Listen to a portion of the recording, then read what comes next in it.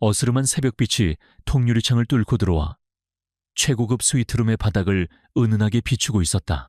실크처럼 부드러운 시트에 감촉과 낯선 남자의 체향이 이서연의 잠든 의식을 부드럽게 흔들었다. 무겁게 감긴 눈꺼풀을 힘겹게 들어올린 그녀는 가장 먼저 시야에 들어온 낯선 천장의 정교한 문양에 잠시 동안 멍하니 있었다. 어젯밤의 기억이 안개처럼 흩어져 있었다. 머리는 깨질 듯 아팠고 온몸은 노곤했다. 나지막한 신음과 함께 몸을 뒤척이던 서연은 자신의 옆에 누워있는 누군가의 단단한 몸체를 느끼고는 화들짝 놀라 숨을 멈췄다. 심장이 철렁 내려앉는다는 것이 이런 느낌일까? 그녀는 천천히, 아주 천천히 고개를 돌렸다. 그곳에는 조각처럼 잘생긴 남자가 깊은 잠에 빠져 있었다.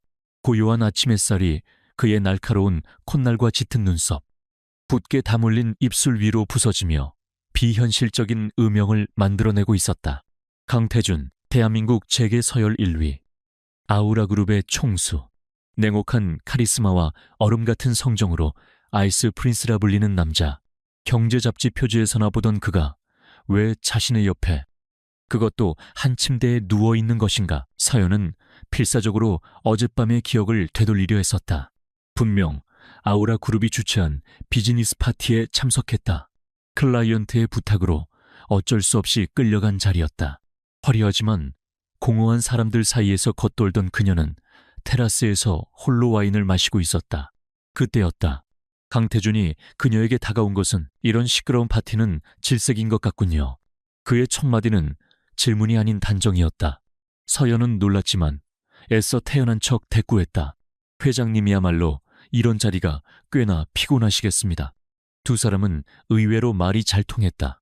가면을 쓴 사람들, 의미 없는 대화, 허영과 탐욕이 넘실 때는 파티의 이면에 대한 서로의 냉소적인 시각을 공유하며 와인잔을 기울였다. 그의 눈빛은 잡지에서 보던 것처럼 차갑지만은 않았다. 그 깊은 곳에는 지독한 고독과 피로감이 어려 있었다. 서연은 그에게서 자신과 비슷한 종류의 이질감을 느꼈다.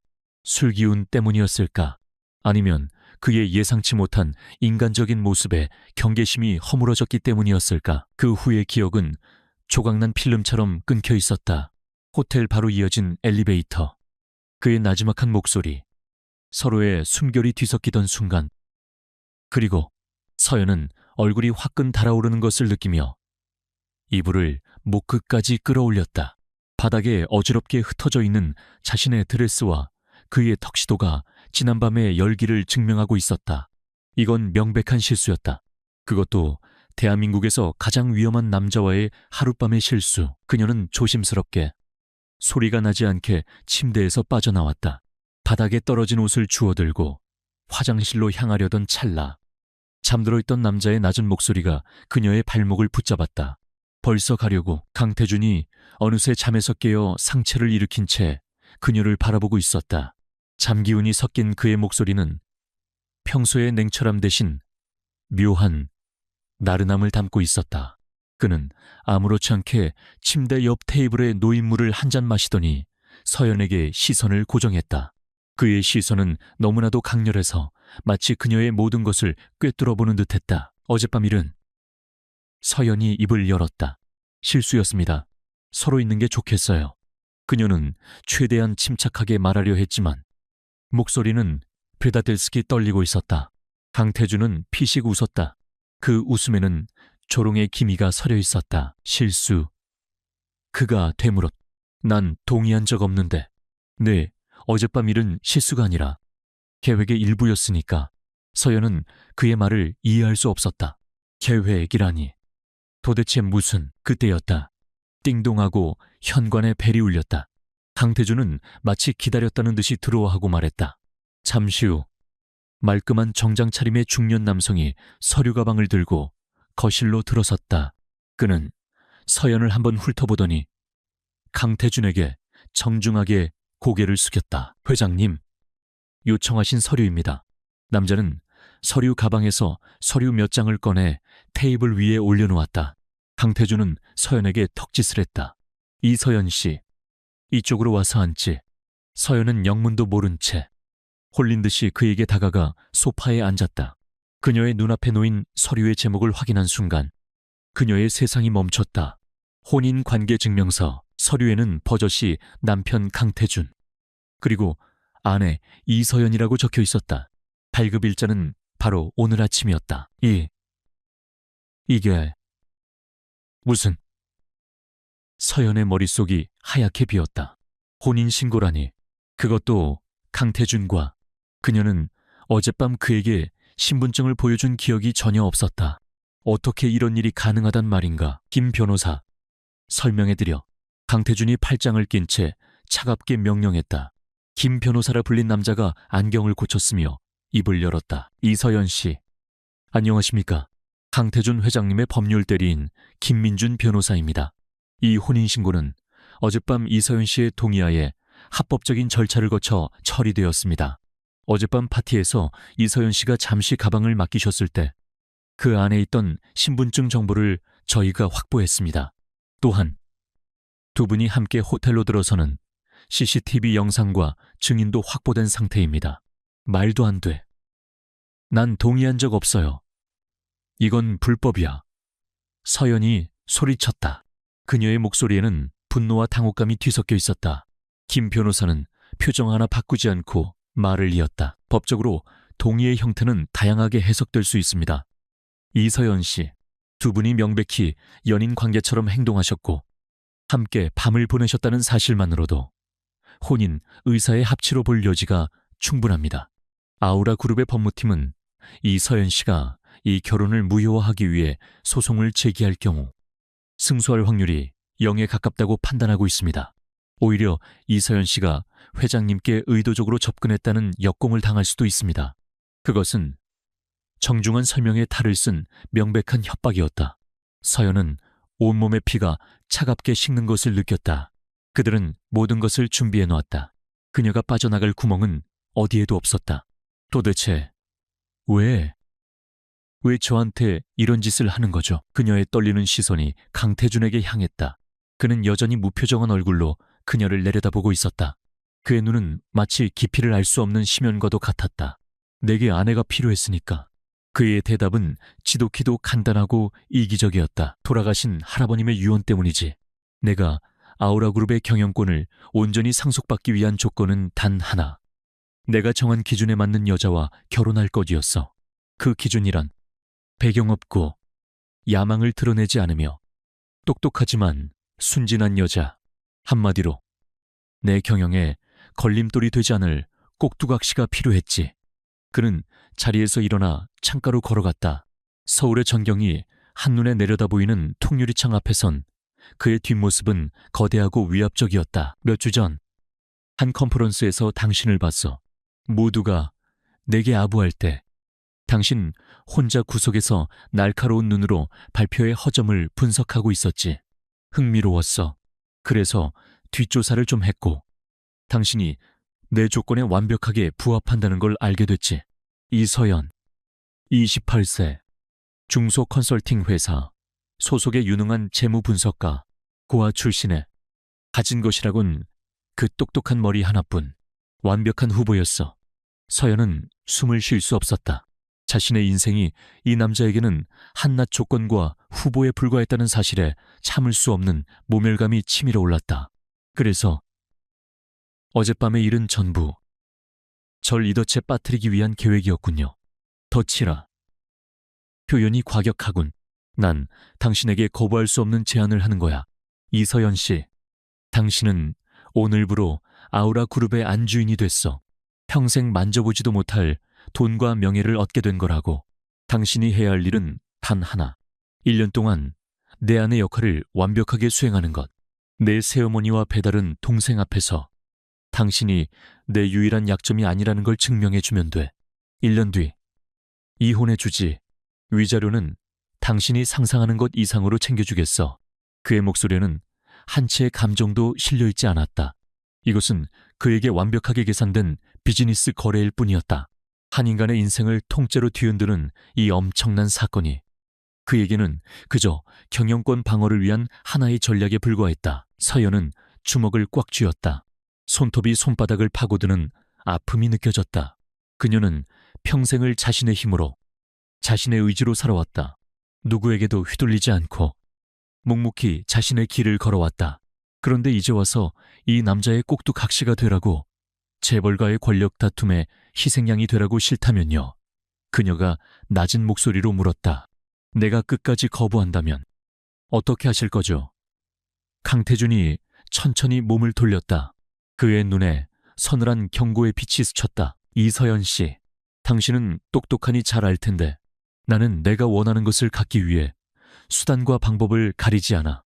당신이 순순히 내 아내가 되어준다면 당신은 세상 모든 것을 누리게 될 거야. 하지만 내 적이 되기로 선택한다면 당신이 지금껏 쌓아온 모든 것, 아니, 당신이라는 존재 자체가 이 서울 바닥에서 사라지게 될 수도 있어. 아우라 그룹이 그 정도 힘도 없을 것 같나? 협박, 그 이상도 이하도 아니었다. 서연은 깨달았다. 자신에게는 선택권이 없다는 것을. 이 거대한 힘 앞에서 그녀는 한낱 미약한 개인일 뿐이었다. 분하고 억울해서 눈물이 터져나올 것 같았지만 그녀는 입술을 깨물며 억지로 참아냈다. 지금 무는 것은 그에게 지는 것이다. 김 변호사가 테이블 위에 또 다른 서류를 내밀었다. 결혼 계약서였다. 수십 페이지에 달하는 계약서에는 결혼 생활 동안 그녀가 지켜야 할 규칙과 의무, 그리고 이혼 시 받게 될 금액이 빽빽하게 적혀 있었다. 서명에 강태준의 목소리가 단호하게 울렸다. 서연은 한참 동안 계약서를 노려보았다. 이것은 단순한 종이 서류가 아니었다. 그녀의 자유와 인생을 담보로 한 족쇄였다. 하지만 그녀는 이미 알고 있었다. 자신에게 다른 길은 없다는 것을. 그녀는 천천히 펜을 집어들었다. 손이 미세하게 떨렸지만 그녀는 자신의 이름을 똑똑히 적어 내려갔다. 연. 서명이 끝나는 순간 그녀의 인생은 완전히 다른 궤도로 진입했다.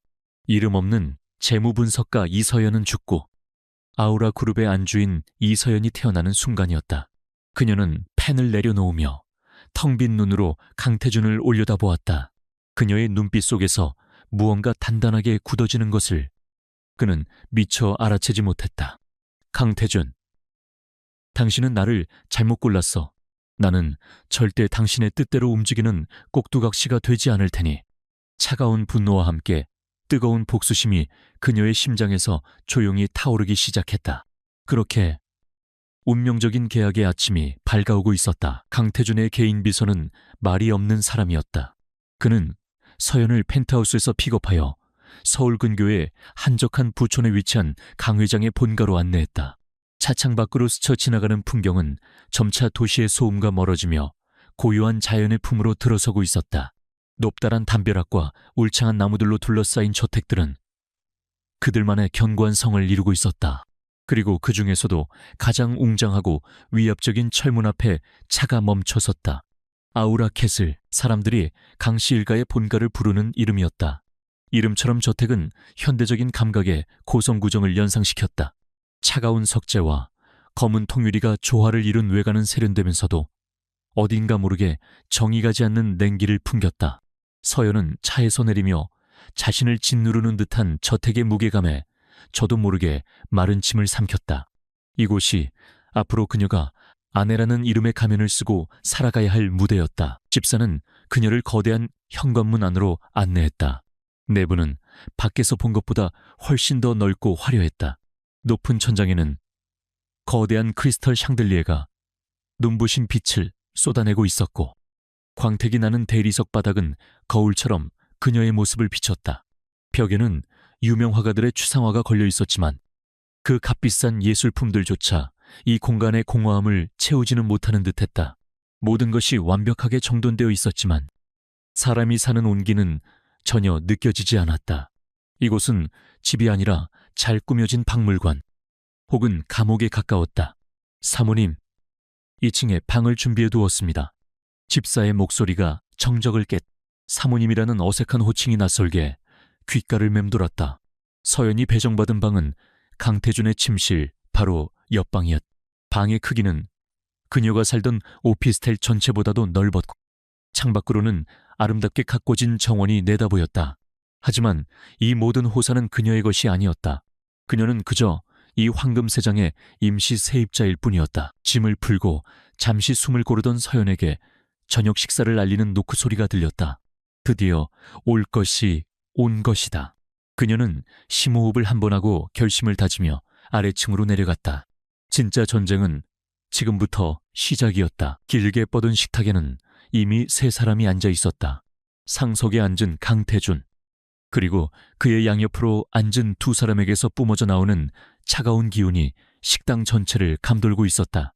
한 명은 우아하게 나이를 먹은 중년 여성이었고, 다른 한 명은 강태준과 미묘하게 닮았지만 어딘가 모르게 경박한 인상을 주는 젊은 남자였다. 서연이 다가가자 중년 여성이 먼저 입을 열었다. 그녀의 목소리는 비단결처럼 고왔지만 그 안에 숨겨진 가시는 날카로웠다. 네가 태준이가 데려왔다는 아이로구나. 강태준의 새어머니이자 아우라 그룹의 안주인 한 여사였다. 그녀는 서연을 위아래로 훑어보았다. 마치 가축시장에 나온 암소의 등급을 매기는 듯한 노골적인 시선이었다. 인사는 됐고 앉으렴. 마침 저녁 식사를 시작하려던 참이었어. 그녀는 서연에게 자기소개를 할 기회조차 주지 않았다. 서연은 묵묵히 강태준의 맞은편, 가장 말속에 해당하는 자리에 앉았다. 형님, 취향이 참 독특하시네요. 길거리에서 이런 애를 다 경박한 목소리의 주인공은 강태준의 배다른 동생 강민혁이었다. 그는 대놓고 서연을 비웃으며 조롱 섞인 시선을 보냈다. 강태준은 그들의 무례한 언사에 아무런 반응도 보이지 않았다. 그저 무심한 표정으로 자신의 앞에 놓인 수프를 뜨고 있을 뿐이었다. 그는 서연이 이 상황을 어떻게 헤쳐나가는지 시험하고 있는 것이 분명했다. 한 여사가 와인잔을 우아하게 들어올리며 다시 입을 열었다. 그래서 어느 대 교수인지 물어봐도 되겠니? 아비는 무얼하시는 분이고 이렇게 갑작스럽게 결혼을 발표해서 우리가 미처 알아보질 못했잖니. 공격이 시작되었다. 가장 아픈 곳을 찌르는 전형적인 상류층의 방식이었다. 그녀의 배경 없음과 고아라는 사실을 들춰내 망신을 주려는 속셈이었다. 서연은 잠시 수저를 내려놓고 허리를 꼿꼿이 세운 채 한 여사를 정면으로 마주 보았다. 그녀의 눈빛은 조금의 흔들림도 없었다. 부모님은 제가 어릴 때 사고로 돌아가셨습니다. 그래서 어느 대 교수라는 말씀에는 답해드릴 수가 없겠네요. 하지만 부모님께서는 제게 스스로의 힘으로 정직하게 살아가는 법을 가르쳐 주셨고 저는 그 가르침을 지금껏 부끄럽지 않게 지키며 살아왔다고 자부합니다. 그녀의 대답은 담담했지만 힘이 있었다.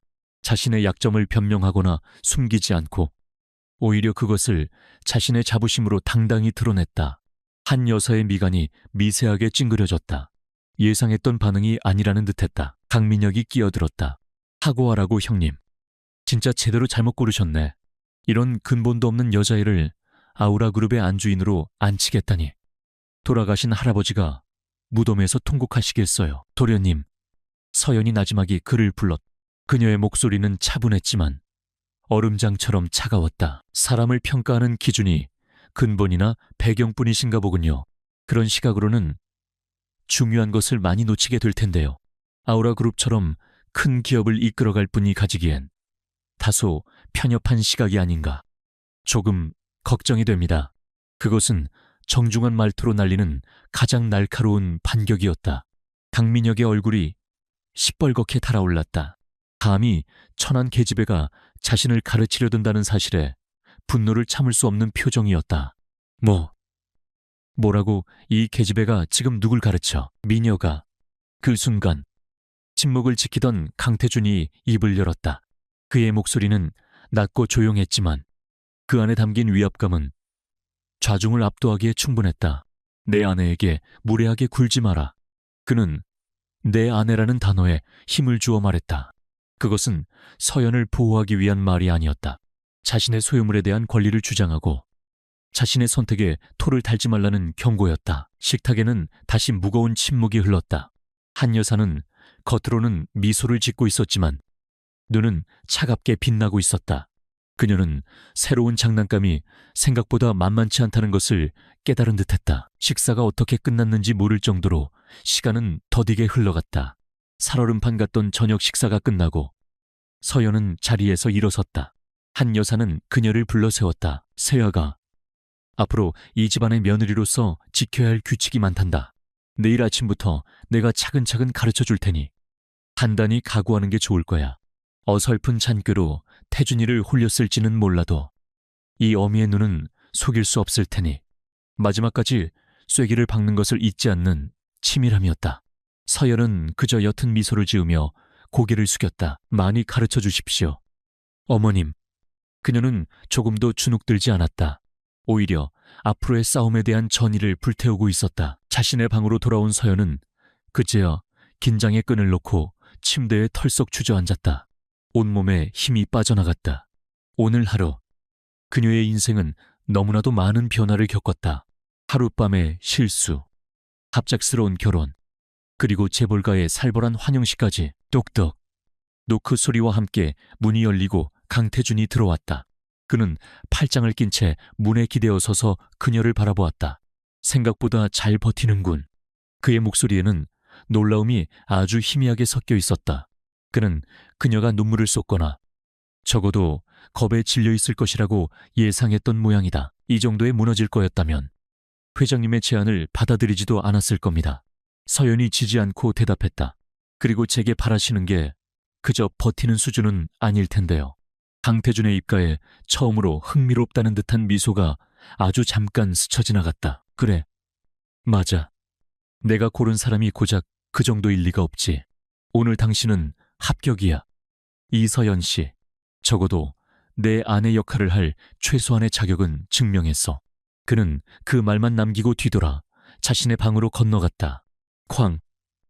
하고 문이 닫히는 소리가 두 사람 사이의 벽처럼 느껴졌다. 서연은 홀로 방에 남아 창밖의 어두운 정원을 내려다보았다. 화려하지만 차가운 저택, 우아한 가면을 쓴 적들, 그리고 자신을 도구로만 여기는 남자. 이 모든 것이 그녀의 새로운 현실이었다. 두려웠다. 하지만 그와 동시에 오기가 생겼다. 그녀는 결코 이들의 뜻대로 움직여주지 않을 것이다. 이용만 당하다가 버려지는 가련한 희생양이 될 생각은 추호도 없었다. 이 결혼이 계약으로 시작되었을지언정 게임의 주도권까지 그들에게 내어줄 수는 없었다. 두고 봐. 강태준, 그리고 한 여사, 강민혁, 당신들이 나를 얕본 것을 반드시 후회하게 만들어줄 테니. 서연의 눈이 차갑고 단단한 빛을 띠기 시작했다.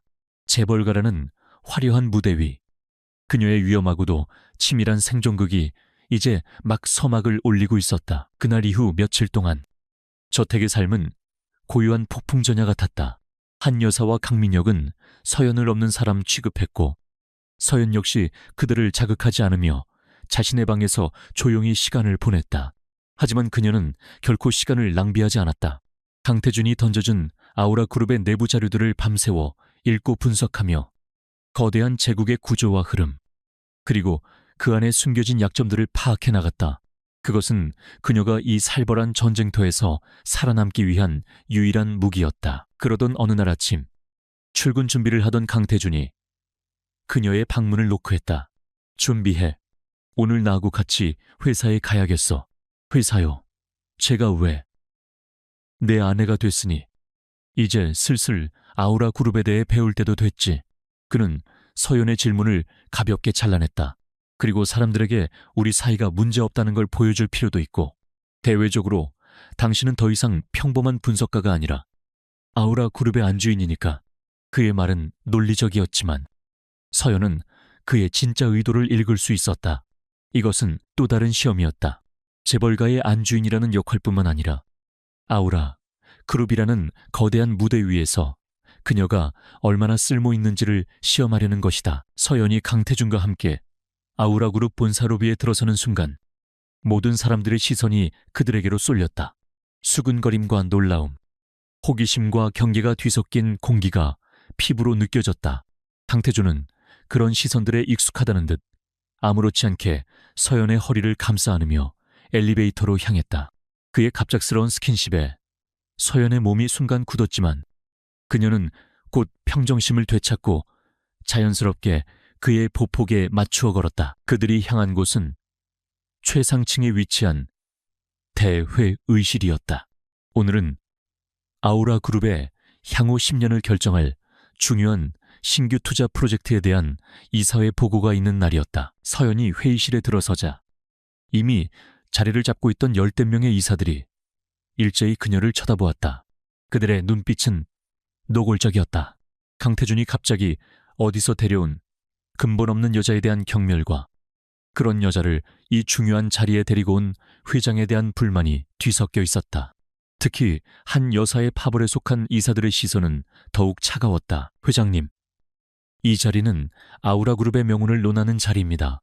외부인을, 그것도 여자를 함부로 들이는 것은. 한 이사가 불만 섞인 목소리로 입을 열었다. 강태준의 눈빛이 서늘하게 그를 향했다. 내 아내는 외부인이 아니요. 박 이사, 그리고 나는 내 아내가 그룹의 미래에 대해 충분히 알 자격이 있다고 생각하는데. 이에 있어 그의 단호한 말에 회의실의 공기는 얼어붙었다. 아무도 더 이상 이의를 제기하지 못했다. 서연은 강태준의 옆자리, 상석에 가까운 자리에 조용히 앉았다. 그녀의 앞에는 다른 이사들과 마찬가지로 두꺼운 보고서 파일이 놓여 있었다. 회의가 시작되고 여러 안건들이 보고되었다. 서연은 한마디도 하지 않고 묵묵히 보고서의 페이지를 넘기며 경청했다. 그녀는 그저 장식품처럼 앉아있는 것이 아니었다. 날카로운 분석가의 눈으로 보고서의 숫자와 문장들 속에 숨겨진 진실과 거짓을 꿰뚫어보고 있었다. 그리고 마침내 오늘의 핵심 안건인 아우라 오션 팔레스 리조트 개발 프로젝트 보고 차례가 되었다. 발표자는 다름 아닌 강민혁이었다. 그는 의기양양하게 자리에서 일어나 화려한 프레젠테이션 자료를 띄우며 프로젝트에 대해 설명하기 시작했다. 동남아시아에 떠오르는 휴양지인 V섬에 건설될 저희 오션 팔레스는 7성급 호텔과 최고급 풀빌라, 그리고 VVIP를 위한 카지노 시설을 갖춘 복합 럭셔리 리조트입니다. 연간 예상 수익은 폭발적인 관광객 증가 추세에 따라. 그의 발표는 겉만 번지르르 했다. 장밋빛 전망과 미사역으로 가득했지만 구체적인 데이터나 리스크 분석은 찾아볼 수 없었다. 하지만 한 여사 파벌의 이사들은 연신 고개를 끄덕이며 지지를 보냈다. 발표를 마친 강민혁은 의기양양한 표정으로 서연을 쳐다보았다. 그리고는 마치 선심이라도 쓰는 듯한 말투로 말했. 새 형수님께서도 이 자리에 오셨으니 한 말씀 들어보는 것이 어떻겠습니까? 아무래도 이런 리조트는 여성들의 시각이 중요하지 않겠습니까? 형수님 같은 평범한 여성의 눈으로 보시기에 저희 리조트 프로젝트가 얼마나 매력적인지 솔직한 감상을 듣고 싶습니다. 그것은 명백한 함정이자 모욕이었다. 전문적인 경영 판단이 오가는 이사회에서 여자의 감상을 묻는 행위는 그녀를 철저히 비전문가로 낙인 찍고 망신을 주려는 비열한 수작이었다. 모든 이사들의 시선이 다시 서연에게로 집중되었다. 과연 저 여자가 뭐라고 대답할 것인가? 서연은 잠시 동안 아무 말 없이 강민혁을 응시했다. 그리고는 천천히 아주 차분하게 입을 열었다. 감상이라. 감상을 말하기 전에 몇 가지 질문을 먼저 드려도 되겠습니까? 강민혁 전무님 질문아. 뭐든지 물어보시죠. 민혁은 콧방귀를 뀌었다. 서연은 앞에 놓인 보고서의 특정 페이지를 손가락으로 가리켰다. 보고서 32페이지의 예상 투자 수익률 ROI 25%는 어떤 근거로 산출된 것인지요? V섬의 관광산업 성장률이 최근 3년간 연평균 8%에 그치고 있고, 특히 럭셔리 리조트 시장은 이미 포화 상태로 경쟁 심화에 따른 수익성 악화가 예상된다는 KDI 보고서가 있습니다. 시장 평균의 3배가 넘는 수익률을 책정한 근거 데이터가 궁금합니다. 회의실에 미묘한 정적이 흘렀다. 전문적인 용어와 정확한 데이터 인용에 몇몇 이사들의 표정이 변하기 시작했다. 강민혁은 당황한 기색이 역력했다. 그건 우리 리조트의 독보적인 경쟁력을 고려한 수치입니다. 카지노 운영권도 있고, 카지노 운영권에 대해서도 질문이 있습니다. 서연은 그의 말을 가차없이 끊었다. 보고서 54페이지를 보면 현지 정부와의 라이선스 계약이 아직 확정되지 않은 상태로 명시되어 있습니다.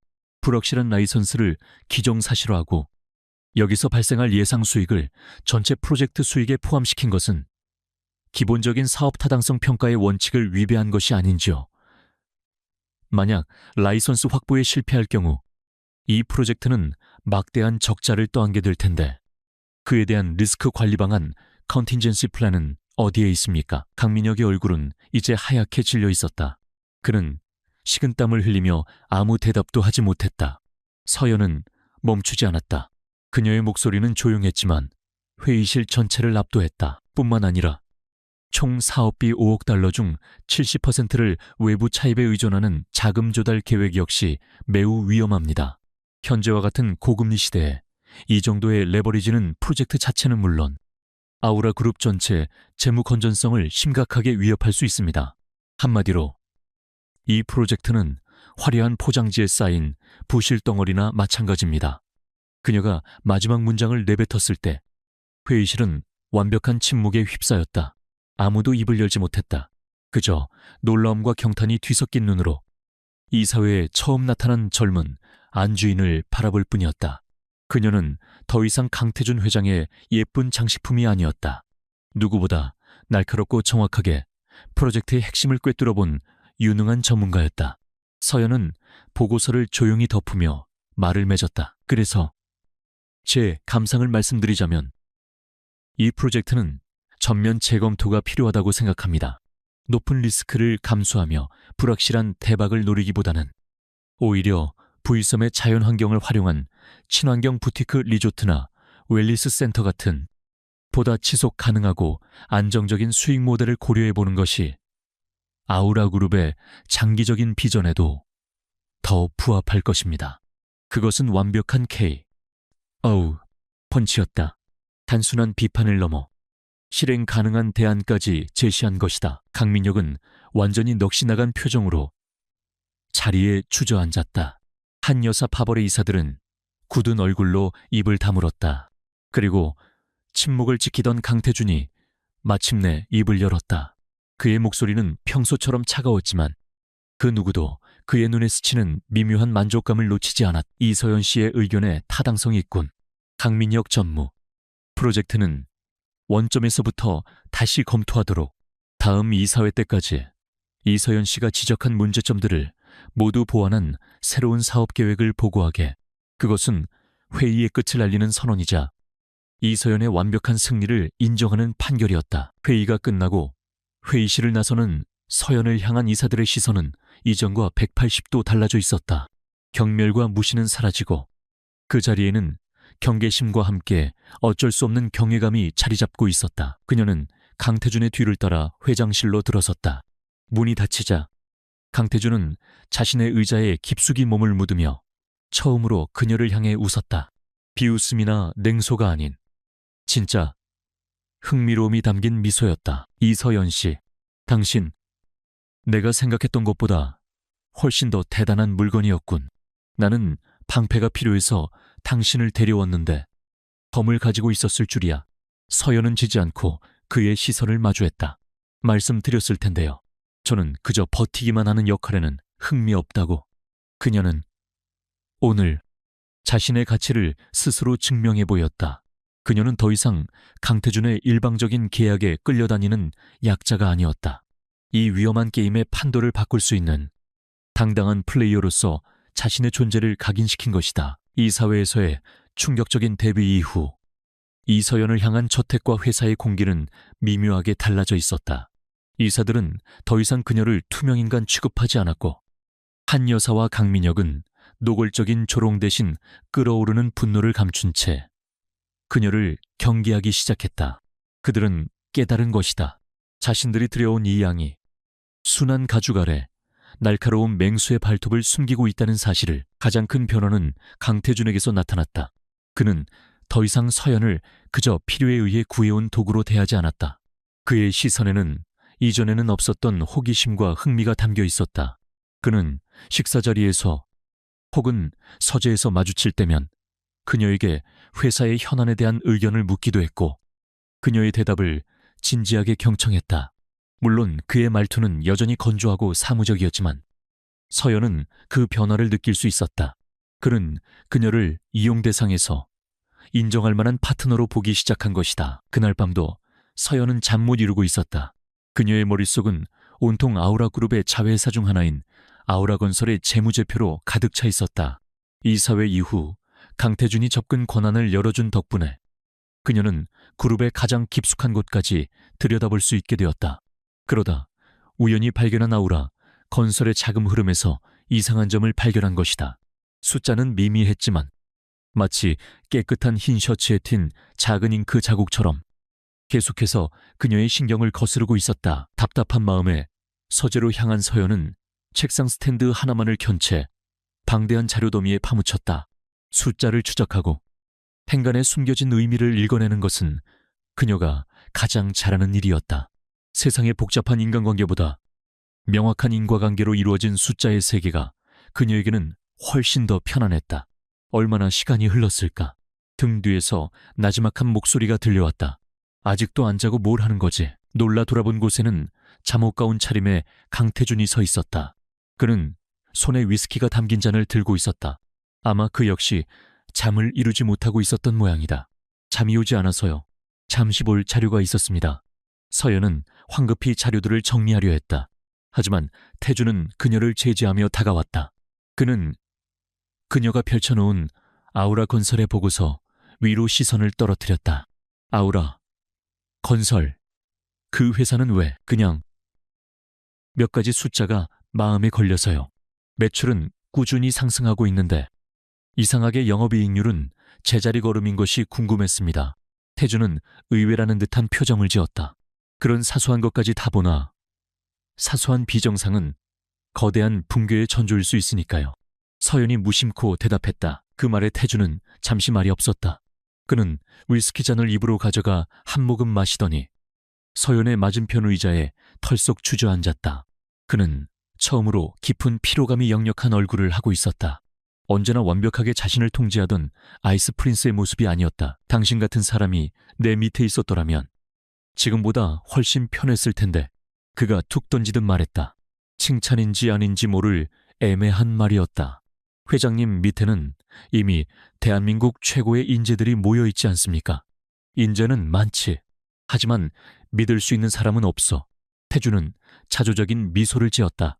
모두가 내 자리, 내 권력을 탐내고 내 등 뒤에서 다른 속셈을 품고 있지. 내 새어머니와 동생을 포함해서 말이야. 이 거대한 그룹의 총수라는 자리는 사실 세상에서 가장 고독한 자리거든. 깊은 밤의 정적 속에서 그의 목소리는 유난히 낮고 무겁게 울렸다. 그는 누구에게도 털어놓지 않았을 법한 속내를 계약으로 맺어진 아내 앞에서 처음으로 꺼내 보이고 있었다. 이 사회에서 보여준 서연의 능력과 날카로움이 역설적으로 그의 경계심을 허물게 만든 것이다. 적어도 그녀는 다른 사람들처럼 아첨하거나 그를 속이려 들지는 않을 것이라는 기묘한 믿음이 생긴 탓이었다. 돌아가신 할아버지께서 그러셨지. 태준아, 정상에 오를수록 내 발밑만 보지 말고 항상 네가 딛고 선 땅 전체를 살펴라. 작은 개미굴이 거대한 둑을 무너뜨리는 법이다라고. 할아버지는 내 유일한 편이자 스승이셨어. 그분이 돌아가시고 나서는 아무도 믿을 수 없게 됐지. 서연은 조용히 그의 이야기를 듣고 있었다. 화려한 재벌 총수의 가면 뒤에 숨겨진 그의 고독과 상처가 언뜻 비쳐 보였다. 자신을 도구로 이용한 남자였지만 그 순간만큼은 그에게서 묘한 동질감을 느꼈다. 정상의 고독이든 세상의 밑바닥의 외로움이든 결국 혼자라는 느낌은 다르지 않았다.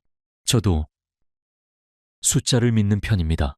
서연이 나지막이 입을 열었다. 숫자는 거짓말을 하지 않으니까요. 감정이나 이해관계에 따라 변하지도 않죠. 모든 것에는 명확한 원인과 결과가 있을 뿐입니다. 사람과는 많이 다르죠. 그녀의 말끝이 미세하게 떨렸다. 그 순간 그녀의 뇌리에는 자신을 배신했던 유일한 친구와 부모님의 사망보험금을 들고 사라졌던 먼 친척의 얼굴이 스쳐 지나갔다.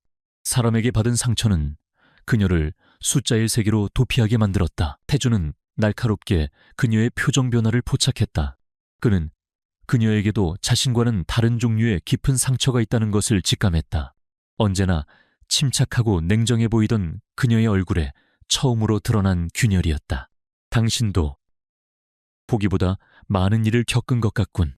누구나 자신만의 지옥 한두 개쯤은 마음에 품고 살아가는 거겠죠.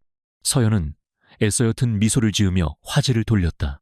회장님이야말로 생각보다 인간적인 면이 있으시네요. 저는 회장님은 피도 눈물도 없는 사이보그 같은 분일 거라고 생각했습니다. 그녀의 말에 태주는 하고 실수를 터뜨렸다. 사이보그라. 그렇게 보였다면 다행이군.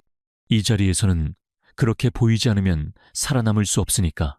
두 사람 사이에는 잠시 편안한 침묵이 흘렀다. 계약 관계라는 사실을 잠시 잊을 만큼 기묘한 유대감이 두 사람을 감싸고 있었다. 서로의 가장 깊은 곳에 있는 외로움의 그림자를 어렴풋이 본 까닭이었다. 태주는 자리에서 일어나며 위스키 잔을 내려놓았다. 늦었군. 그만 자도록 해. 아우라 건설거는 당신이 좀 더 파보는 게 좋겠어. 내게 직접 보고하고 다른 사람은 아무도 믿지 마. 그것은 명령이자 동시에 전적인 신뢰의 표현이었다. 그는 자신의 가장 예민한 부분을 그녀에게 맡기기로 결정한 것이다. 알겠습니다. 태준이 서재를 나선 후에도 서연은 한동안 그가 앉아있던 자리를 멍하니 바라보았다. 오늘 밤의 대화는 많은 것을 바꾸어 놓았다. 강태준은 더 이상 단순한 계약 상대나 적이 아니었다. 상처를 숨긴 채 홀로 싸우고 있는, 이해할 수 있을 것도 같은 한 남자였다. 그리고 그 순간 서연은 깨달았다. 이 계약 결혼이 단순히 1년 동안 버티면 끝나는 연극이 아닐 수도 있겠다는 것을. 두 사람의 외로운 영혼이 서로를 비추기 시작한 그 밤, 차가운 계약서 위로 아주 희미하고 따뜻한 균열이 생겨나고 있었다. 한 여사의 개인 집무실은 저택의 가장 깊숙하고 은밀한 곳에 위치해 있었다. 최고급 원목 가구와 고풍스러운 장식으로 꾸며진 그 방은 그녀의 우아한 취향을 보여주는 동시에 그녀의 교활한 심계를 감추는 아지트이기도 했다. 그래서 그 계집애 하나를 아직도 처리 못했다는 말이냐. 한 여사가 날카로운 목소리로 찻잔을 탁 소리나게 내려놓았다. 그녀의 앞에는 아들 강민혁이 고개를 숙인 채 안절부절 못하고 있었다. 이사회에서 이서연에게 공개적으로 망신을 당한 이후 그의 기세는 한풀 꺾여 있었다. 어머니, 그게 그 여자가 생각보다 보통 내기가 아니에요. 어디서 굴러먹던 년인지는 몰라도 머리 돌아가는 게 장난이 아니라고요. 변명은 집어치워라. 한 여사의 눈이 차갑게 빛났다. 고작 계집애 하나 때문에 네가 공들여 준비한 프로젝트가 물거품이 됐어. 태준이 놈은 그걸 빌미로 널 경영일선에서 배제하려 들 테고 우리가 얼마나 오랫동안 이 날을 기다려왔는데 고작 그런 애송이한테 발목을 잡힐 순 없지. 그녀는 자리에서 일어나 창가에 섰다. 그녀의 눈에는 이서연에 대한 분노를 넘어 아들 민혁에 대한 실망감과 자신의 계획에 대한 조바심이 뒤섞여 있었다. 그녀는 깨달았다. 이서연이라는 변수를 더 이상 얕봐서는 안 된다는 것을. 직접적인 공격이 통하지 않는다면 우회해서 숨통을 끊어놓아야 했다. 그리고 그녀의 가장 효과적인 공격 루트는 언제나 하나뿐이었다. 바로 강태준 그 자체였다. 민혁아. 그녀가 나지막이 아들을 불렀다. 더 이상 그 계집애하고 말싸움하며 힘 뺄 필요 없다. 진짜 적은 그 애가 아니라 내 형이니까.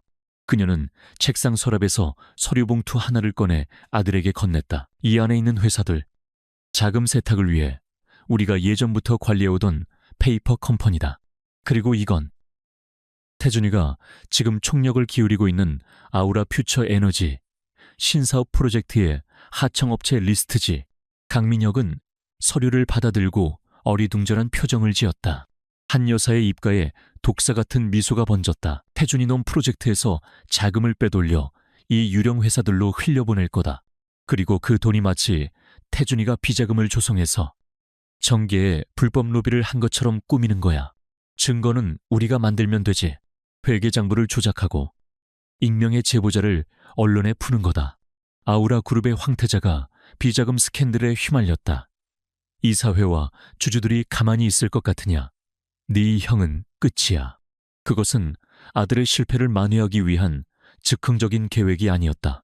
오래전부터 강태준을 끌어내리기 위해 준비해온 치밀하고 악랄한 시나리오였다.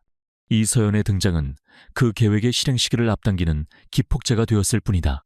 어머니, 역시 대단하세요. 강민혁의 얼굴에 그제야 화색이 돌았다. 그는 자신이 직접 싸워 이길 수 없다면 비열한 수로 상대를 무너뜨리는 어머니의 방식을 전적으로 신뢰했다. 그렇게 거대한 아우라 그룹을 뒤흔들 권력의 그림자가 조용히 움직이기 시작했다. 같은 시각 서연은 며칠 밤낮으로 아우라 건설의 회계 자료에 매달려 있었다. 강태준의 전적인 신임 아래 그녀는 그룹의 누구도 모르게 비밀스러운 조사를 진행하고 있었다. 처음에는 그저 작은 비효율성이나 방만한 경영의 흔적을 찾으려던 것이었지만 파고들면 파고들수록 무언가 더 크고 어두운 것이 숨겨져 있다는 직감이 강하게 들었다. 마치 복잡한 미로 속에서 실 한 오라기를 따라가는 기분이었다. 수백 개의 하청업체 리스트와 수천 개의 지출 결의서 속에서 그녀는 유독 몇몇 특정 업체와의 거래에서 반복되는 이상 패턴을 발견했다. 청운개발, 블루스카이 홀딩스, 대명무역, 이름은 모두 달랐지만 이 회사들은 몇 가지 공통점을 가지고 있었다. 설립된 지 1년이 채 안 된 신생업체들이고 변변한 실적 하나 없이 아우라 건설의 주요 공사를 수주했으며 결정적으로 자금의 입출금 기록이 비정상적으로 단순하고 깨끗했다. 마치 실제 거래가 아닌 서류상으로만 존재하는 회사들처럼 서연은 자신의 노트북에 이 회사들의 관계도를 그려나가기 시작했다. 외부 기업 정보망을 통해 이 회사들의 주소지와 대표이사 정보를 확인했다. 놀랍게도 세 회사의 주소지는 모두 같은 빌딩의 작은 오피스텔이었고 대표이사의 이름은 달랐지만 모두 과거 한 여사의 비서실에서 일했던 인물들과 연관되어 있었다. 심장이 세차게 뛰기 시작했다. 이것은 단순한 비리가 아니었다. 한 여사가 그룹의 자금을 빼돌리기 위해 오래전부터 만들어 놓은 비자금 창구일 가능성이 높았다. 만약 이게 사실이라면 서연은 자신의 가설에 스스로 소름이 돋았다. 하지만 아직 결정적인 증거가 부족했다. 이 유령 회사들과 한 여사를 직접적으로 연결할 스모킹건이 필요했다. 그녀는 조심스럽게 자신의 조사 내용을 정리하여 강태준에게 가져갔다. 그의 집무실에서 서연은 자신이 발견한 사실들을 차분히 설명했다. 이 세 개의 회사는 한 여사 측이 관리하는 페이퍼 컴퍼니일 확률이 매우 높습니다. 아우라 건설을 통해 수년간 자금을 세탁해온 것으로 보입니다. 강태준은 팔짱을 낀 채 심각한 표정으로 그녀의 보고를 들었다. 그의 표정은 딱딱하게 굳어 있었다. 그건 너무 비하기 심한 거 아닌가, 내 어머니가. 아무리 그래도 그룹의 돈에 직접 손을 댈 만큼 어리석지는 않아. 그는 새어머니를 믿지 않았지만 동시에 그녀의 치밀함을 알고 있었다. 이렇게 쉽게 꼬리가 잡힐 리 없다고 생각한 것이다. 그래서 증거가 필요합니다. 서연이 단호하게 말했다. 이 회사들의 자금이 최종적으로 어디로 흘러들어가는지를 추적해야 합니다. 제게 아우라 그룹의 통합 금융 시스템에 접근할 수 있는 최고 등급의 권한을 주십시오. 제가 직접 자금의 흐름을 따라가 보겠습니다. 그것은 매우 위험한 요청이었다. 그룹의 심장부나 다름없는 금융 시스템에 접근하는 것은 극소수의 최고위 임원에게만 허용되는 일이었다. 만약 서연의 가설이 틀렸거나 혹은 그녀가 다른 마음을 품고 있다면 그룹 전체가 위험에 빠질 수도 있었다. 강태준은 한참 동안 서연의 눈을 깊이 들여다보았다. 그녀의 눈에는 흔들림 없는 확신과 진실함이 담겨 있었다. 그는 지난 몇 주간 그녀가 보여준 능력과 성품을 떠올렸다. 그녀는 결코 사적인 욕심으로 움직이는 사람이 아니었다. 알겠어? 그가 마침내 결정을 내렸다. 내일 아침 내 권한으로 직접 로그인 코드를 만들어주지. 하지만 명심해. 만약 이게 당신의 착각으로 밝혀진다면 나도 당신을 보호해 줄 수 없어. 그리고 이 일은 당신과 나 단 둘만 아는 거야. 감사합니다. 실망시켜드리지 않겠습니다. 그날 밤 서연은 다시 서재로 돌아왔. 내일이면 거대한 어둠의 실체에 한 걸음 더 다가갈 수 있을 것이다. 그녀는 다시 한번 자신이 정리한 자료들을 검토했다. 페이퍼 컴퍼니들의 이름, 관련 인물들, 의심스러운 거래 내역. 그때였다. 그녀의 눈에 익숙한 프로젝트 이름 하나가 들어왔다. 페이퍼 컴퍼니 중 하나인 청운개발이 최근 아우라 건설로부터 거액의 공사 대금을 지급받았는데 그 명목이 바로 아우라 퓨처 에너지 플랜트 부지 정리 작업이었다. 아우라 퓨처 에너지. 그것은 강태준이 그룹의 미래를 걸고 총력을 기울이고 있는 그의 가장 중요한 프로젝트였다. 순간 서연의 머릿속에서 흩어져 있던 퍼즐 조각들이 성광처럼 하나로 맞춰졌다. 한 여사의 목표는 단순히 비자금을 조성하는 것이 아니었다. 그들의 진짜 목표는 강태준 그 자체였다. 자신의 가장 중요한 프로젝트에서 비자금 스캔들이 터진다면 그가 받을 타격은 상상할 수 없을 만큼 클 것이다. 안 돼. 서연의 입에서 나지막한 탄성이 터져나왔다. 이것은 조용히 진행되던 암투가 아니었다. 이미 시한폭탄의 타이머는 작동을 시작했고 지금 이 순간에도 초침은 무섭게 돌아가고 있었다. 어둠은 이미 행동을 개시한 것이다. 강태준이 부여한 최고 등급의 접근 권한은 아우라 그룹이라는 거대한 제국의 모든 혈관을 들여다볼 수 있는 열쇠와도 같았다. 그날 밤 서연은 자신의 방을 첨단 장비로 가득한 작전실로 만들었다. 그녀는 그룹의 복잡한 통합금융 시스템에 접속해 어둠 속에 감춰진 돈의 흐름을 추적하기 시작했다. 그것은 마치 칠흑 같은 바다에서 보이지 않는 잠수함을 추적하는 것과 같은 고된 작업이었다. 수십 개의 방화벽과 보안 시스템을 우회하고 수백만 개의 거래 데이터 속에서 의심스러운 흔적을 찾아야 했다. 그녀의 손가락은 키보드 위에서 춤을 추었고 모니터에는 복잡한 코드와 숫자들이 쉴 새 없이 흘러내렸다. 몇 시간의 추적 끝에 그녀는 마침내 페이퍼 컴퍼니들을 통해 세탁된 자금의 최종 목적지를 찾아냈다. 돈은 여러 단계를 거쳐 교묘하게 위장된 후 윤진투자 파트너스라는 이름의 작은 투자 자문 회사로 흘러 들어가고 있었다. 서연은 즉시 윤진투자에 대한 뒷조사에 들어갔다. 서류상으로는 평범한 중소기업이었지만 대표이사의 이름을 확인한 순간 그녀는 온몸에 소름이 돋았다. 윤상현 이사. 그는 20년 넘게 한 여사의 뒤를 묵묵히 지켜온 그림자이자 그녀의 가장 충직하고 무자비한 신복이었다. 과거 그룹 내에서 한 여사의 정적들을 처리하는 해결사로 악명이 높았던 인물이었다. 모든 조각이 맞춰지고 있었다. 윤상현이 운영하는 회사는 한 여사의 비밀 금고이자 그녀의 검은 계획을 실행하는 행동대였던 것이다. 하지만 디지털 기록만으로는 부족했다. 한 여사는 꼬리가 잡힐 만한 명백한 증거를 온라인에 남겨둘 만큼 어리석지 않았다. 결정적인 증거는 분명 윤상현의 사무실, 오프라인 공간에 숨겨져 있을 터였다.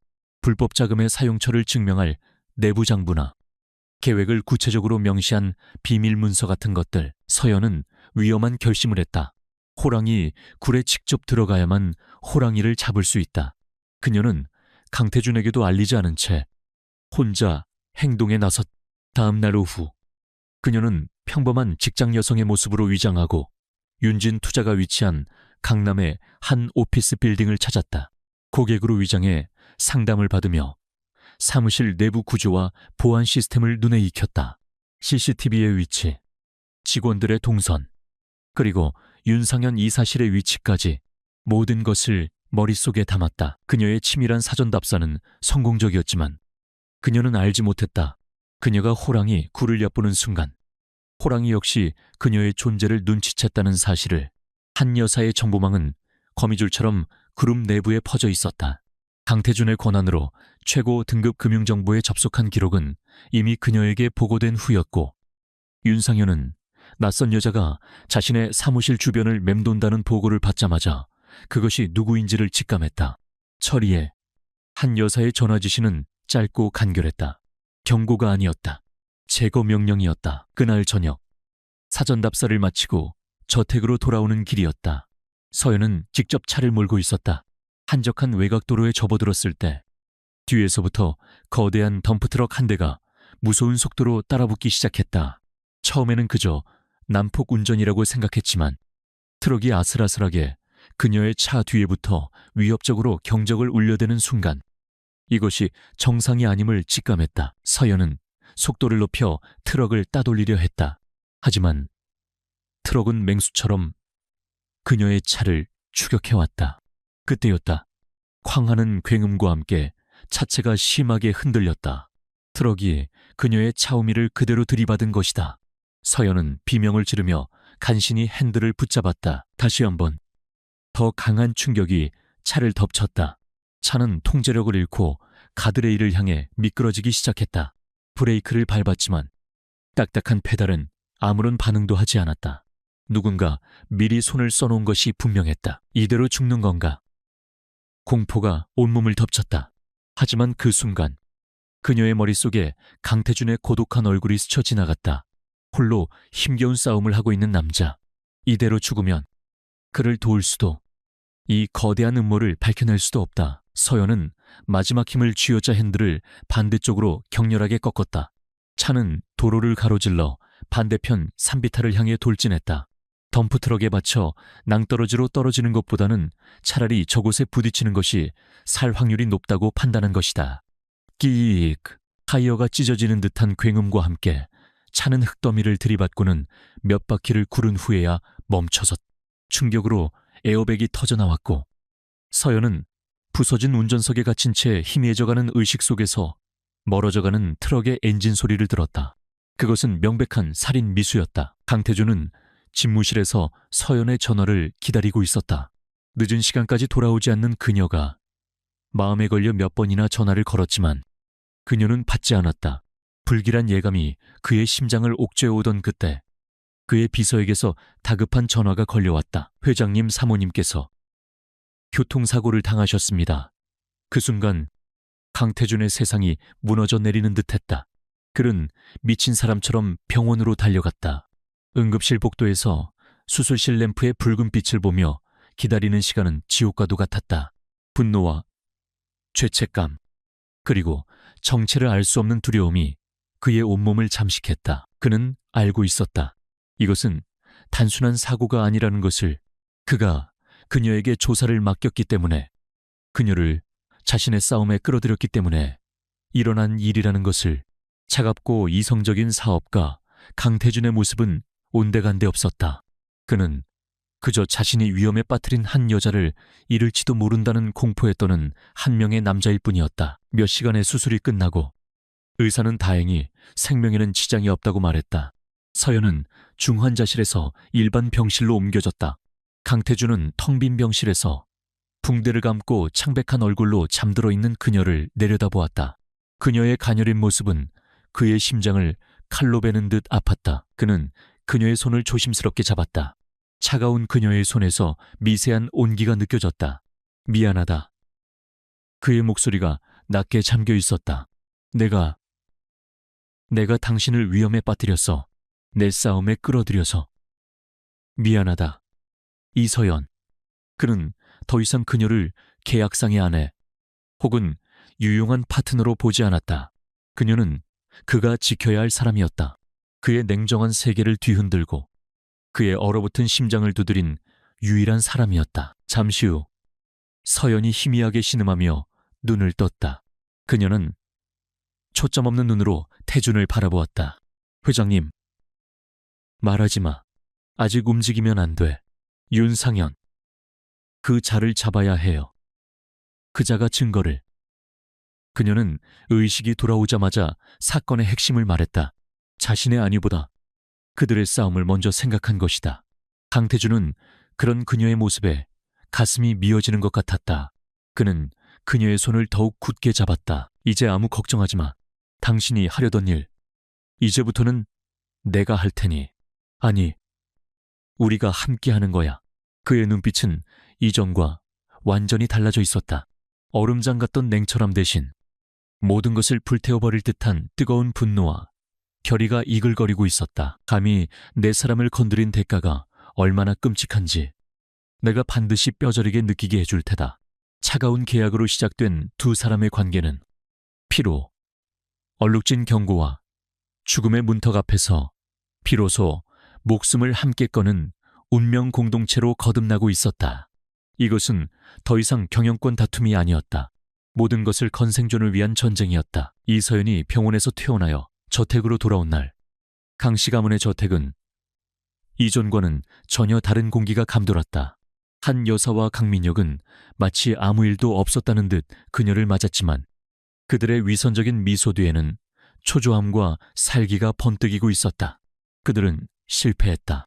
그리고 그 실패는 자신들에게 부메랑이 되어 돌아올 것이라는 사실을 본능적으로 느끼고 있었다. 서연의 퇴원 후 강태준의 서재는 두 사람만의 비밀작전 본부가 되었다. 목에 깁스를 하고 아직은 움직임이 부자유스러운 서연을 위해 태준은 자신의 서재에 그녀가 필요한 모든 것을 갖춰주었다. 최고 사양의 컴퓨터, 그룹의 모든 데이터에 접근할 수 있는 보안 콘솔, 그리고 24시간 대기하는 비서팀까지. 사고는 서연에게서 자유로운 몸을 잠시 빼앗아갔지만 대신 두 사람에게 이전과는 비교할 수 없는 단단한 신뢰와 유대감을 주었다. 더 이상 계약상의 부부도 비즈니스 파트너도 아니었다. 그들은 생사를 함께 넘나든 전우였다. 놈들이 우리보다 먼저 움직이기 전에 완벽한 증거를 확보해서 단 한 번의 숨통을 끊어야 해. 태준의 목소리는 강철처럼 차갑고 단단했다. 그의 눈에는 더 이상 새어머니에 대한 일말의 망설임이나 인간적인 고뇌가 남아있지 않았다. 오직 서연을 해치려 한 자들에 대한 끓어오르는 분노와 무자비한 응징의 의지만이 이글거렸다. 디지털 증거만으로는 부족해요. 휠체어에 앉아 노트북을 두드리던 서연이 말했다. 그들은 언제든지 기록을 삭제하거나 조작할 수 있어요. 그들의 돈 세탁 루트와 비자금의 최종 사용처를 연결할 빼도 박도 못할 물리적인 증거가 필요해요. 두 사람은 밤낮을 잊고 머리를 맞댔다. 그리고 마침내 거대하고 치밀한 반격의 밑그림을 그리기 시작했다. 작전은 두 개의 축으로 진행되었다. 하나는 서연이 맡은 증거 확보, 다른 하나는 태준이 맡은 무대 설치였다. 서연은 사고 이후 정면 돌파가 아닌 다른 접근법을 택했다. 그녀는 윤상현의 윤진 투자가 단순한 비자금 창구가 아닐 것이라고 판단했다. 한 여사처럼 교활한 인물이 고작 돈을 숨기기 위해 이런 위험한 짓을 벌일 리 없었다. 분명 더 큰 목적이 있을 터였다. 그녀는 돈의 흐름을 역으로 추적하는 대신 윤상현과 한 여사 주변 인물들의 지난 1년간의 모든 통신 기록과 일정, 접촉 인물들을 분석하기 시작했다. 강태준이 동원한 최고의 사설정보팀이 물어다준 방대한 데이터 속에서 그녀는 마침내 하나의 일관된 패턴을 발견했다. 윤상현은 주기적으로 몇몇 유력 정치인들의 후원의 관계자나 보좌관들과 비밀리에 접촉하고 있었다.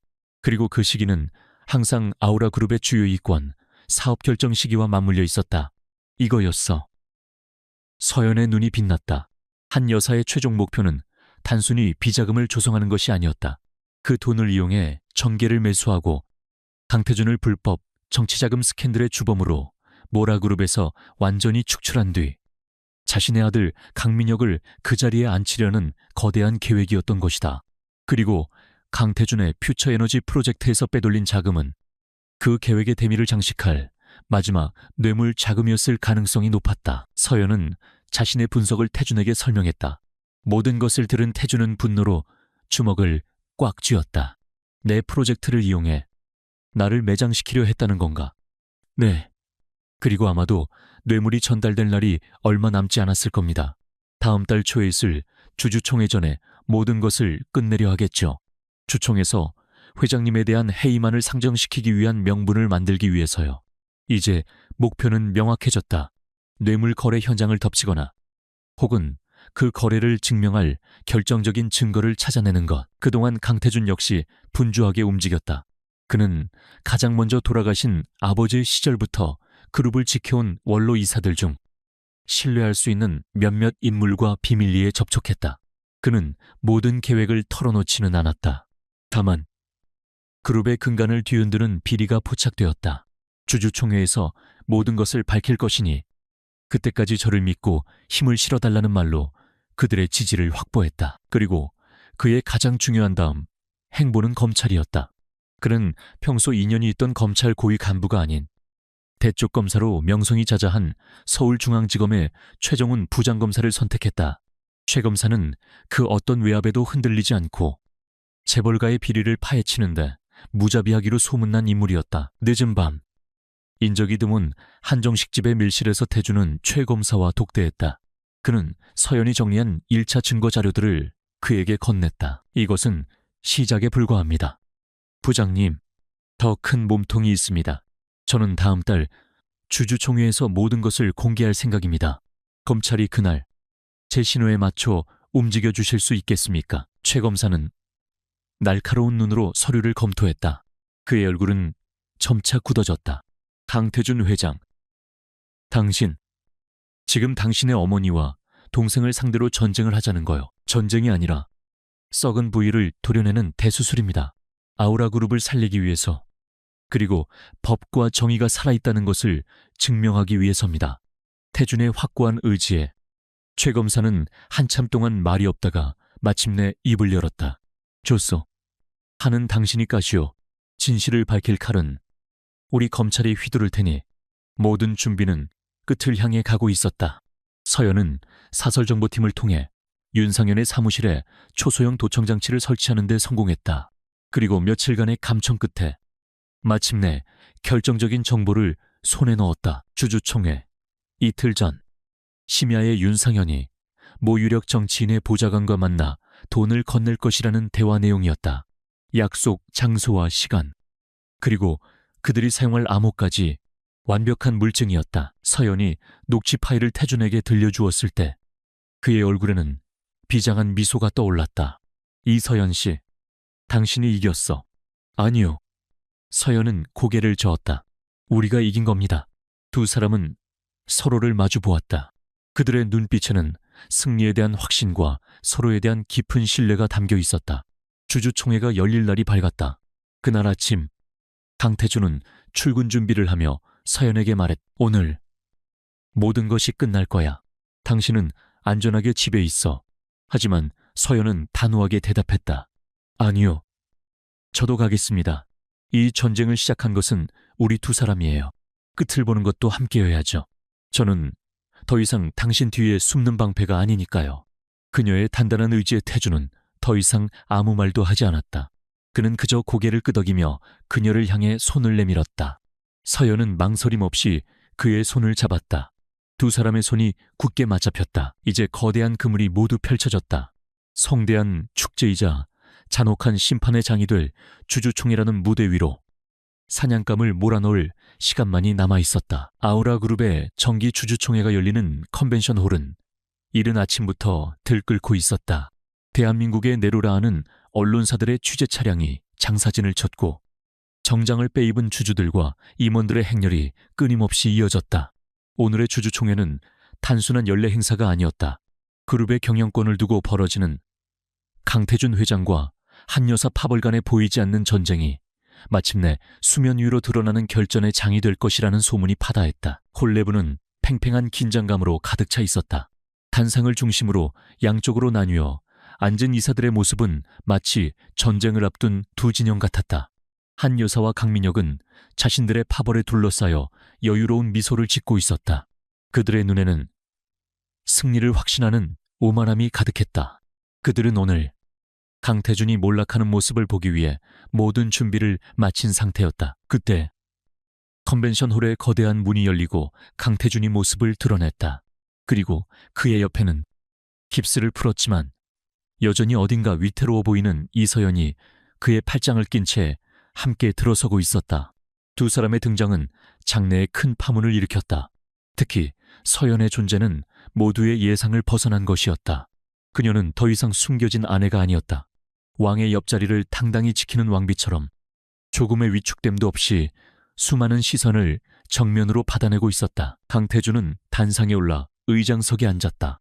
그의 얼굴은 얼음처럼 차가웠지만 그 깊은 눈 속에서는 폭풍전야의 고요함이 느껴졌다. 그는 서연을 자신의 바로 뒷자리에 앉혔다. 모두가 볼 수 있도록.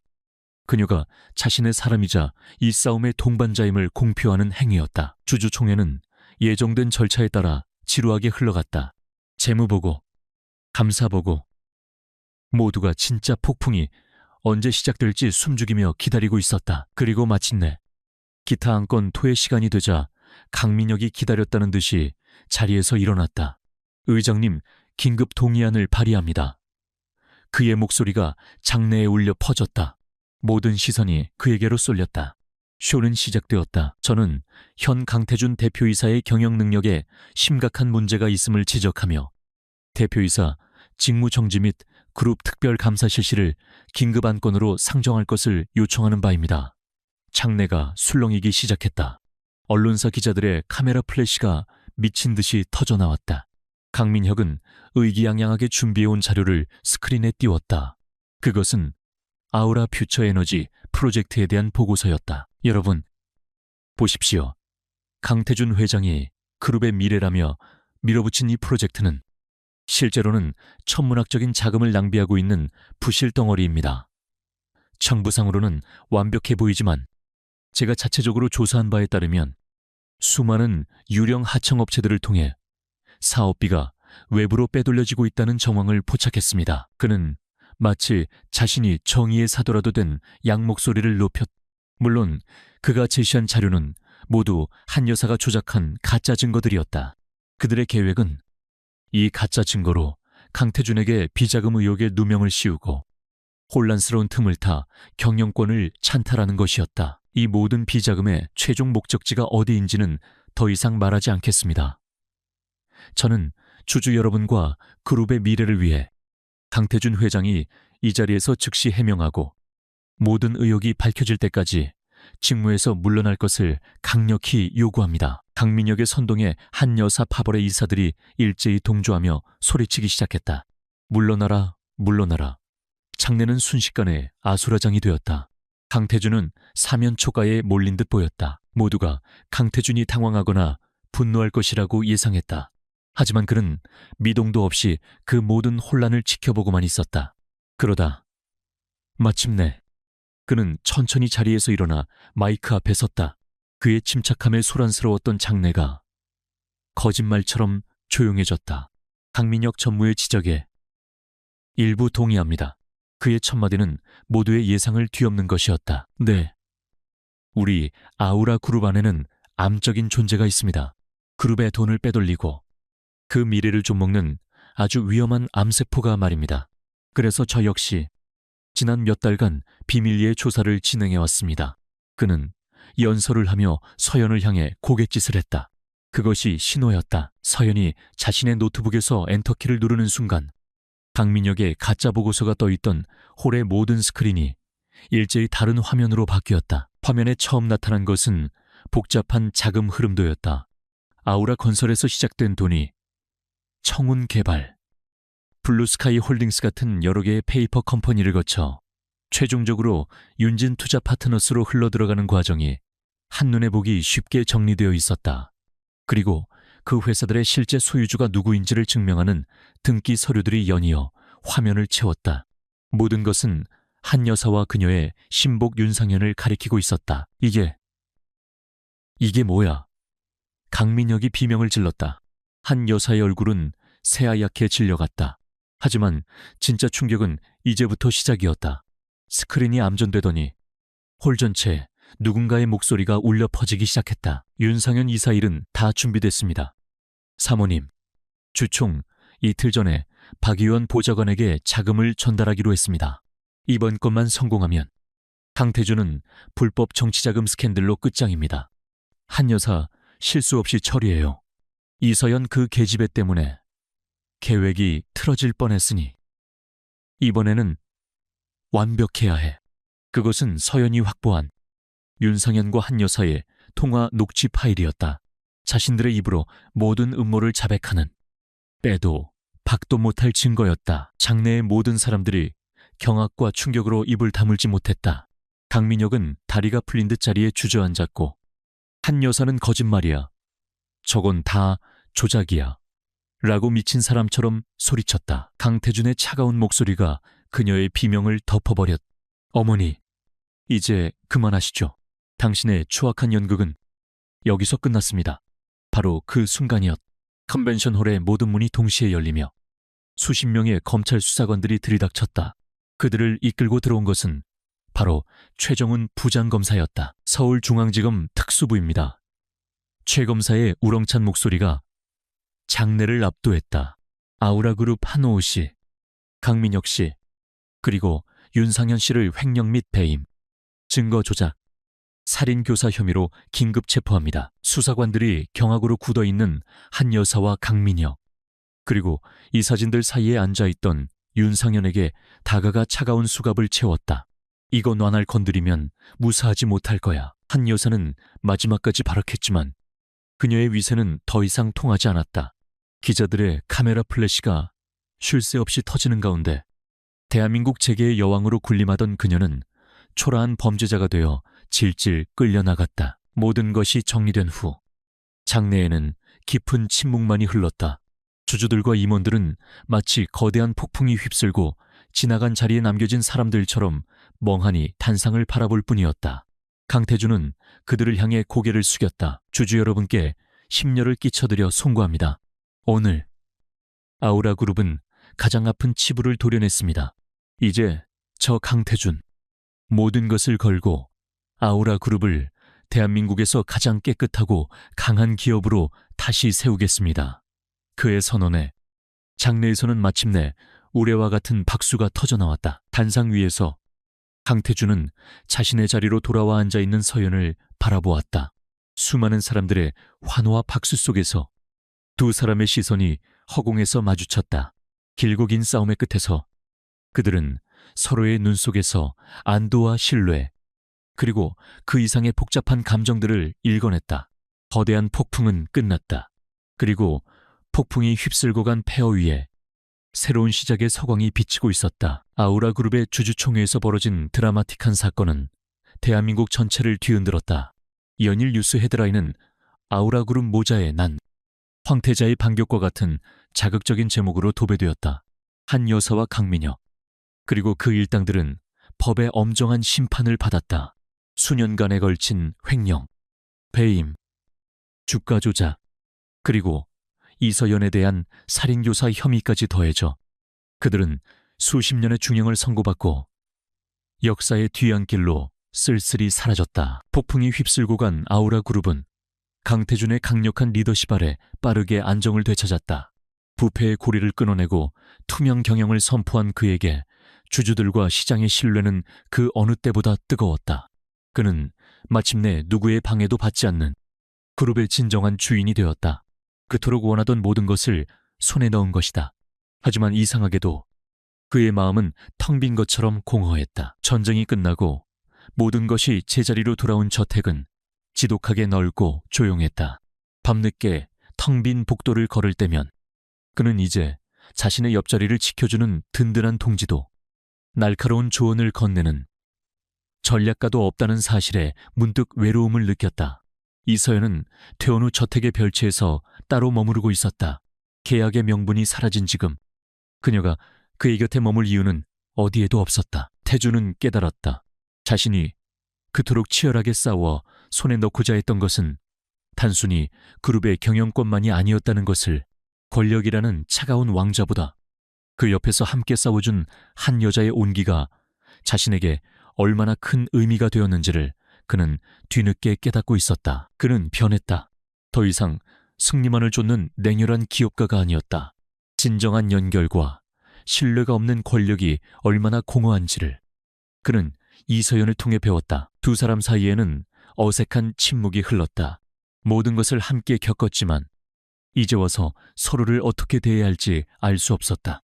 그들을 묶어주었던 계약이라는 끈이 사라지자 오히려 둘 사이에는 보이지 않는 벽이 생긴 듯했다.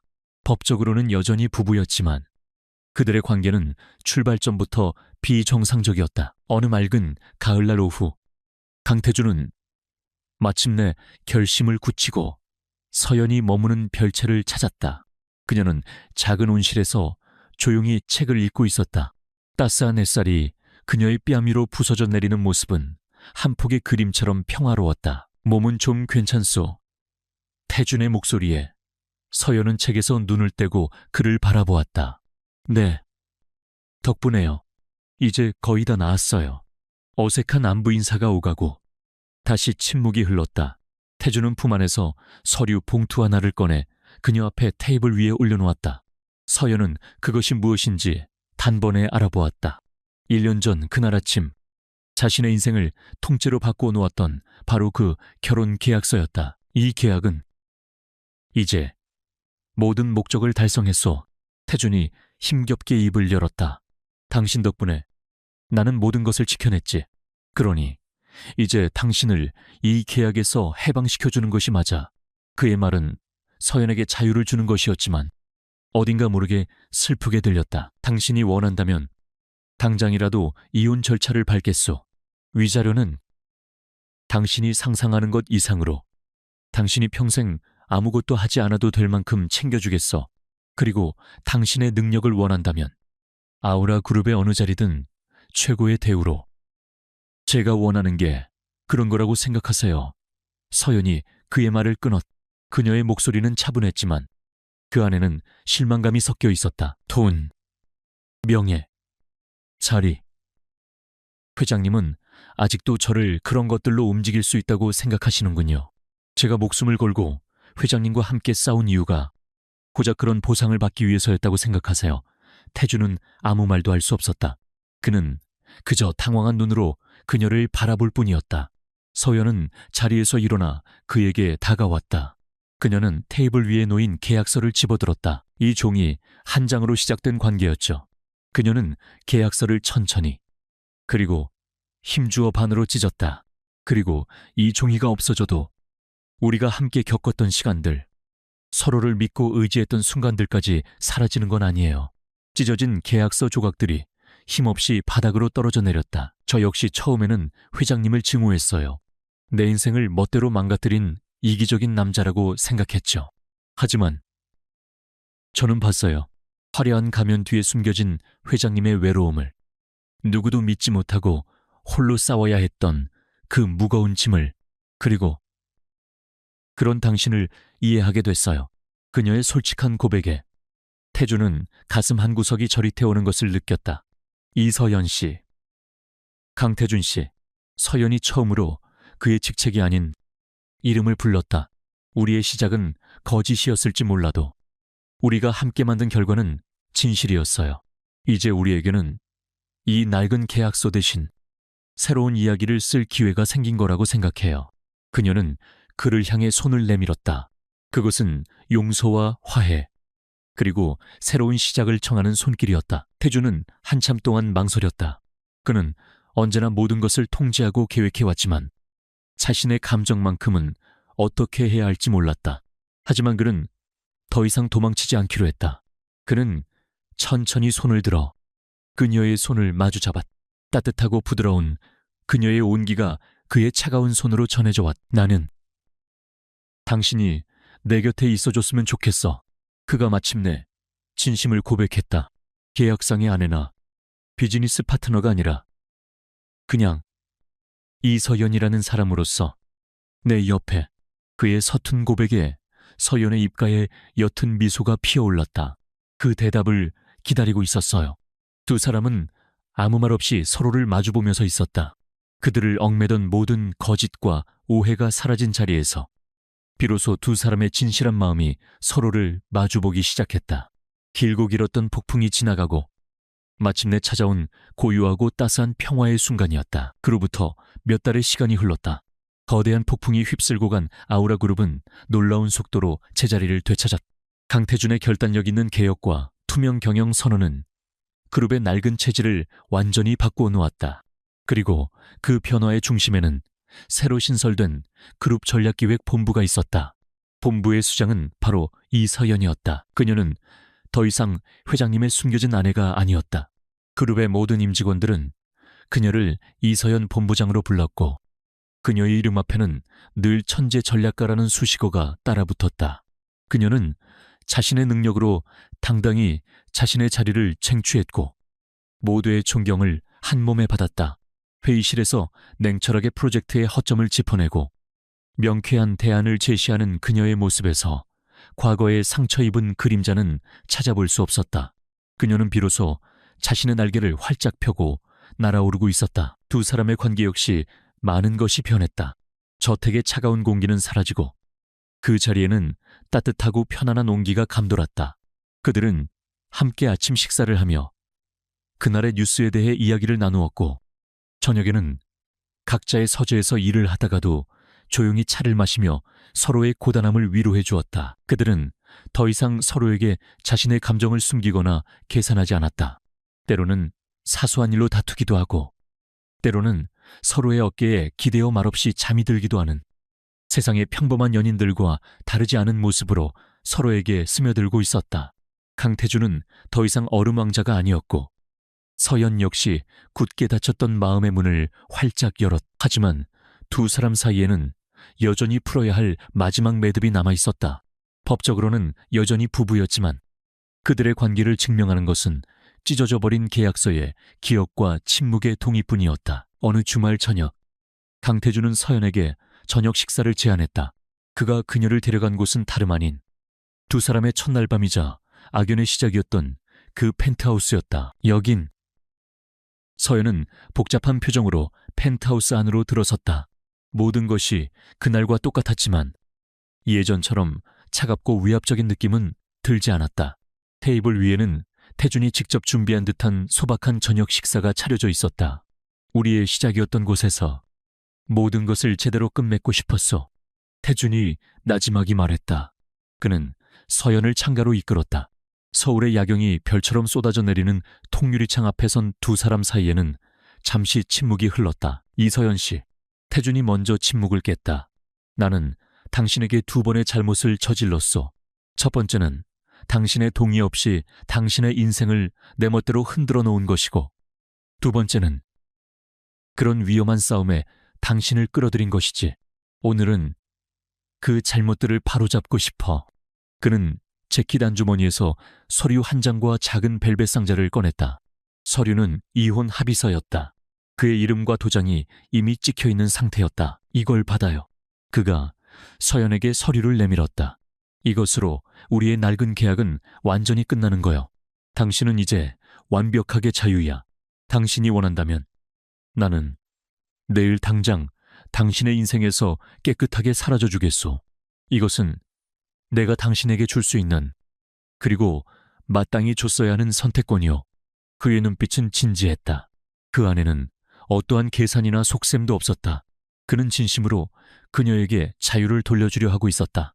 그녀를 잃을 수도 있는 위험을 감수하고서라도.